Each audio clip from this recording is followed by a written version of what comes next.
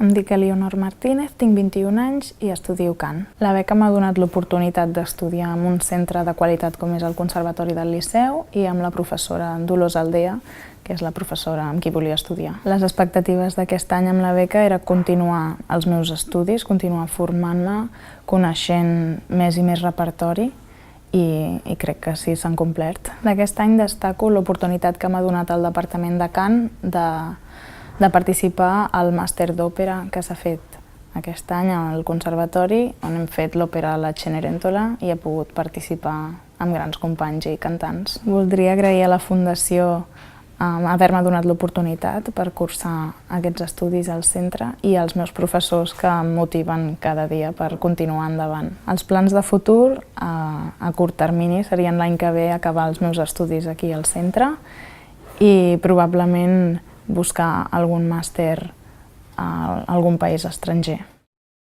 Em dic Blai Mañé, tinc 22 anys i toco el piano. Aquesta beca per mi ha significat un reconeixement sobretot a nivell tècnic del piano i també un reconeixement a nivell personal que m'ha donat una motivació molt gran per poder seguir amb els meus estudis. Les meves expectatives per aquest any eren bàsicament seguir treballant el repertori que treballava habitualment i sobretot presentar-me en alguns concursos i poder donar alguns recitals. Realment crec que he assolit aquests objectius i estic molt content d'aquest any. Del que he viscut aquest darrer any destacaria la professionalització en la interpretació del piano. Bàsicament perquè ja estic a quart, l'últim any de superior, i a l'haver de preparar el recital de graduació s'ha de fer aquesta feina molt intensa. Donaria les gràcies primer de tot al meu professor, el Tensi Crisman, que és qui m'ha donat el suport i qui ha estat sempre allà amb mi.